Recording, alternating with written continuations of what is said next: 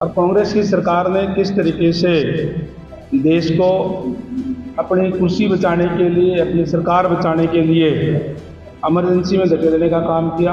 Congress party ने उस समय में किस तरीके से जुल्म और जातियां करने का काम जो है वो किया था। हमेशा ये कहते हैं कि भारतीय जनता पार्टी की सरकार है, भारतीय जनता पार्टी की सरकार के अंदर संविधान को खतरा है। 51 साल पहले जब कांग्रेस की सरकार हमारे देश के अंदर थी और कांग्रेस की सरकार ने किस तरीके से देश को अपनी कुर्सी बचाने के लिए, अपनी सरकार बचाने के लिए इमरजेंसी में धकेलने का काम किया,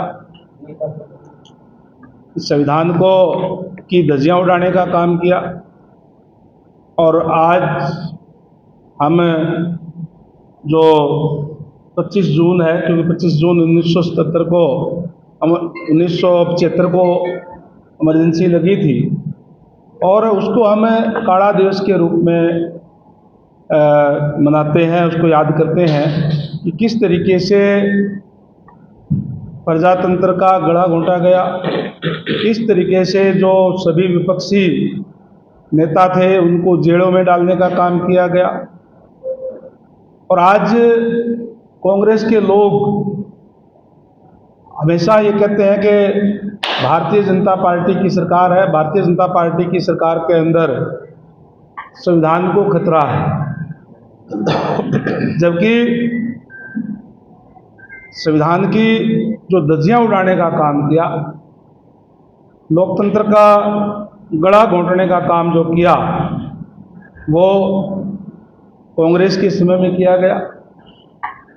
और इस तरीके के हथकंडे अपना करके कि किस तरीके से सत्ता को बचाया जाए, किस तरीके से हमारे जो अपने लोग हैं आज़ाद देश के अंदर भी जो जुल्म और ज्यादतियाँ शायद अंग्रेज़ों के समय में भी नहीं हुई होगी, वो जुल्म और ज्यादतियाँ कांग्रेस के समय में 1975 के अंदर की गई और सभी नेताओं को जेल में डालने का काम जो है उस समय स्वर्गीय श्रीमती इंदिरा गांधी जी देश की प्रधानमंत्री थी, उनके समय में जो है वो किया गया।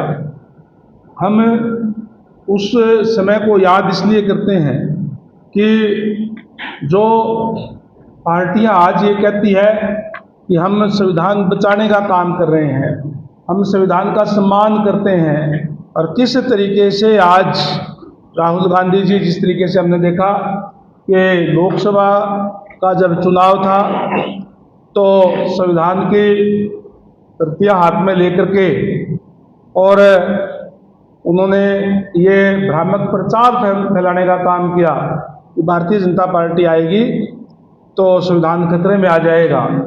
माननीय हमारे देश की यशस्वी प्रधानमंत्री नरेंद्र मोदी जी जब उन्होंने शपथ लेने के लिए लोकतंत्र के मंदिर लोकसभा के अंदर गए तो संविधान को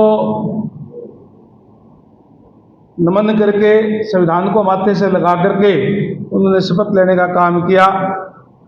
और उस समय में जिस तरीके के जो हालात हुए उसको इसलिए भी याद करना जरूरी है कि इस तरीके की घटनाओं की पुनरावृत्ति ना हो। हमारे देश के जो युवा पीढ़ी है, आने वाली पीढ़ी है, उनको भी इस बात का पता चलना चाहिए कि कांग्रेस पार्टी ने उस समय में किस तरीके से जुल्म और जातियां करने का काम जो है वो किया था।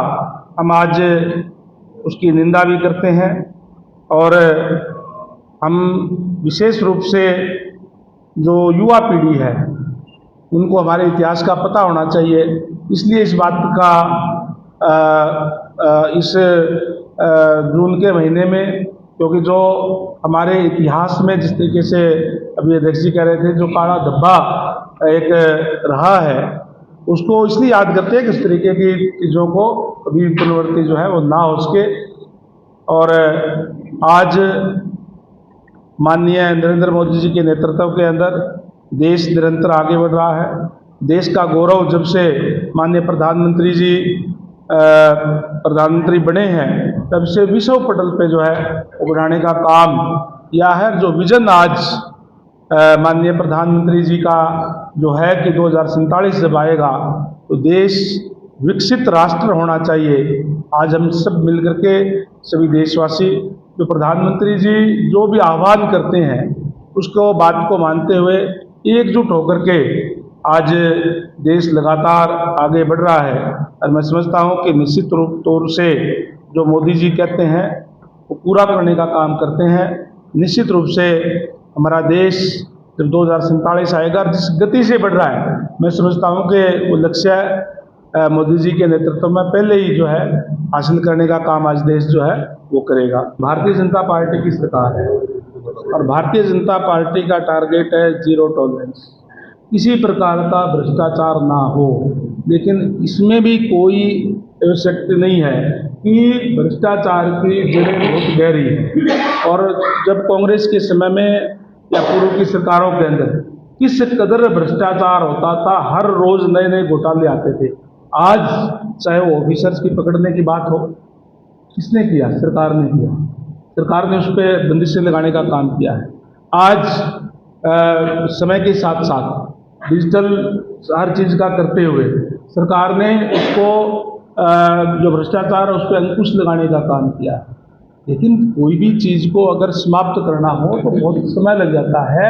और आज निरंतर आजकल ही माननीय मुख्यमंत्री महोदय ने चंडीगढ़ से इस बात को जारी करने का काम किया कि जैसे ही रजिस्ट्रियाँ हो जाएगी, रजिस्ट्री होगी उसके साथ पैन कार्ड अपने आप चढ़ जाएगा, ताकि किसी को पटवारी के पास, तहसीलदार के पास जाने की जरूरत नहीं पड़ेगी कि ये जो है हमारा कार्ड चढ़ा दो जी।